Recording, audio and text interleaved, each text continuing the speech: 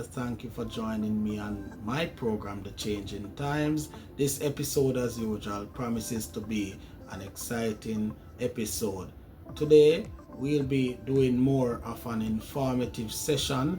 I think I will have some very much important information to divulge to you, my viewers. I hope that you and your family will have a very wonderful Independence Day. Jamaica has come a really far way, celebrating 63 years of greatness. 63 years is quite a lot. We have come a very far way, as I said before, and this is due to the resilience and the hard work of some persons that played a pivotal role in ensuring that Jamaica is where it is today, our land of beauty.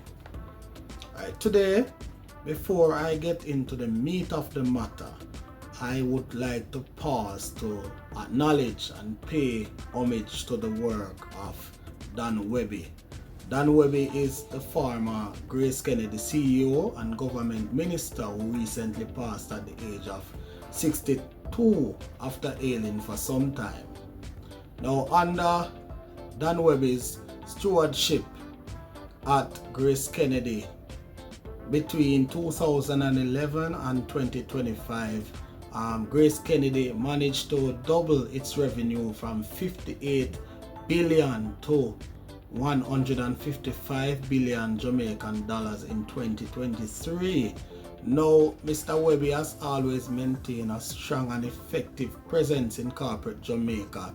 At this time, may his soul rest in peace, and I would like to wish for his co-workers, his families, friends, and comfort in their time of bereavement.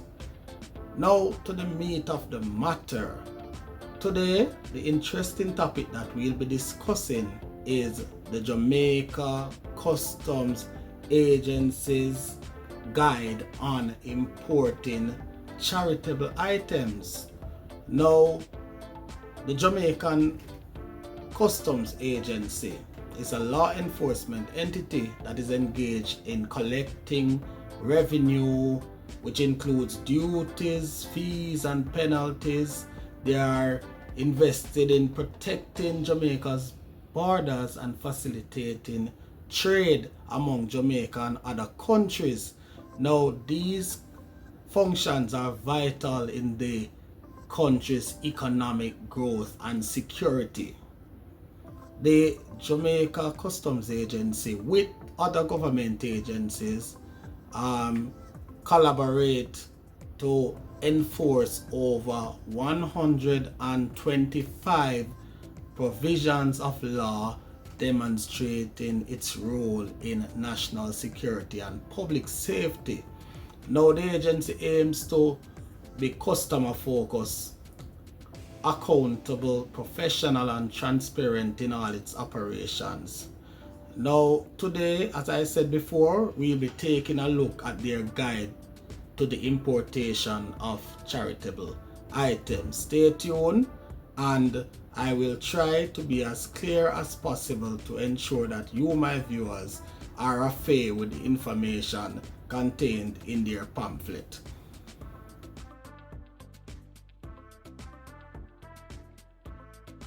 Now, the first thing that we want to look at is how to get registered as a charitable organization. Any entity seeking to be certified as a charitable institution or to obtain benefits under the Charities Act must first be registered with the Department of Cooperatives and Friendly Societies. Information on registration requirements and procedure can be obtained from the DCFS website at www.dcfsjamaica.org. If you are going to engage in any transactions with the Jamaica Customs Agency relative to charitable items, the beneficiary must be registered with the Department of Cooperatives and Friendly Societies and obtain a certificate of registration prior to the arrival of the shipment. So shipment must be sent only in the name and address of the registered charitable organization. The nature of the shipment must be in accordance with your object and powers supplied to the DCFS. Benefits to organizations registered under Charities Act. So you will pay no import duty, no general consumption tax, only 50% of applicable customs administrative fee, no additional stamp duty or stamp duty. So for motor vehicles, full import duty, environmental levy, and general consumption tax will be payable. Only 50% customs administrative fee and no special consumption tax or stamp duty.